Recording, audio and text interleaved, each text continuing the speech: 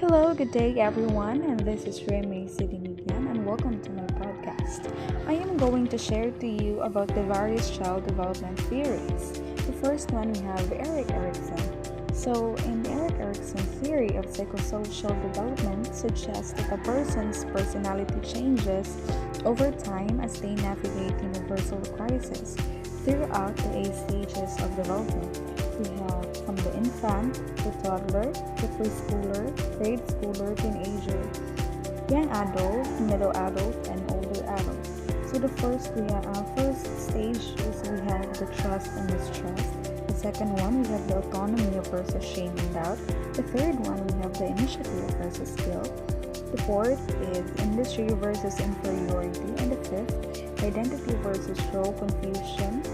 Number six, we have the intimacy versus isolation. Number seven, we have generativity versus stagnation.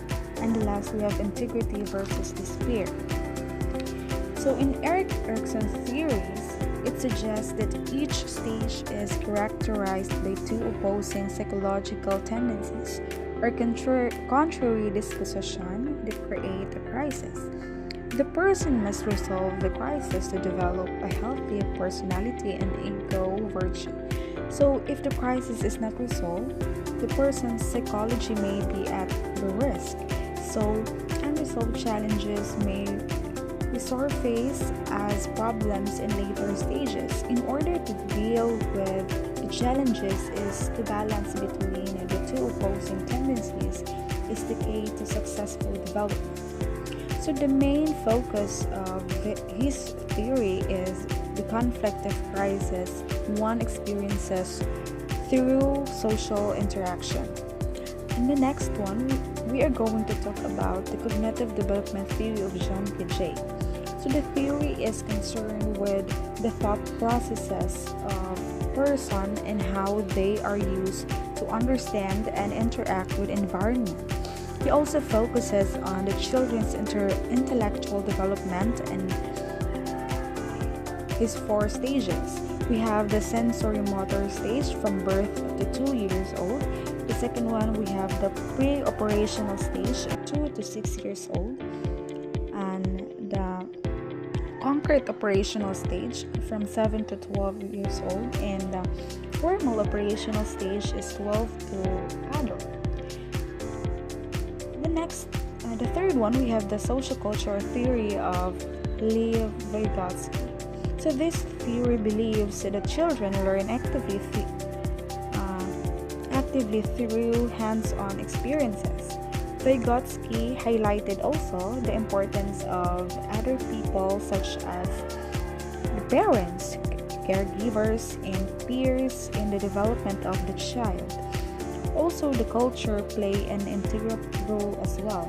Also, he included in the theory is the ZPD or the zone of proximal development, which is the portion in between what one can do on his or her own and with help.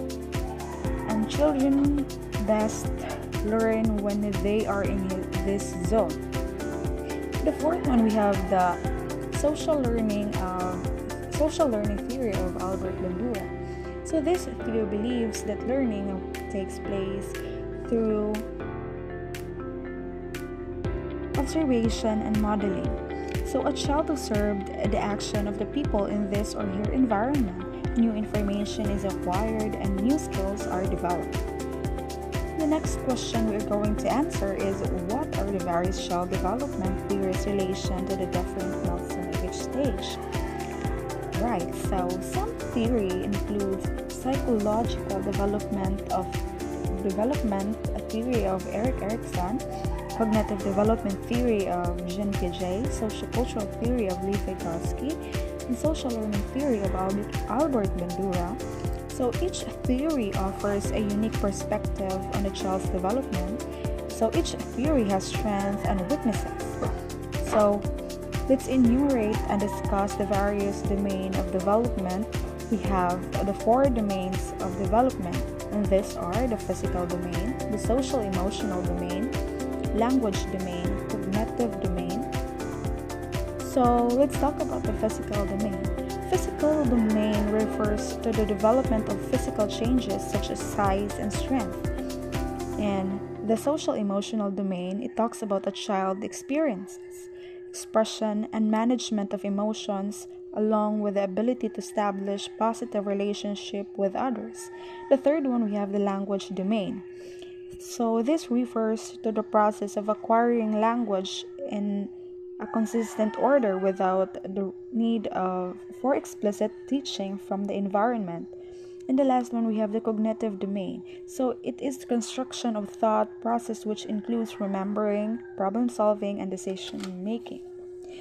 And the last, we have to compare and contrast the different stages in child development. So from infancy or birth to 2 years old, so this is the building block for the succeeding stages in the attainment of crucial knowledge, skills, and behaviors. In the second one, we have the early childhood from 3 to 8 years old. So this is a period of life with slow growth and rapid development. The third one, we have the middle child from 9 to 11 years old. So this stage brings various challenges in a child's life.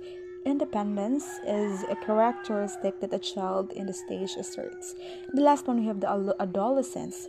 It is from 12 to 18 years old. So a child is now called teen. During this stage, the teen is becoming more vocal about his or her opinions due to the development of a unique personality.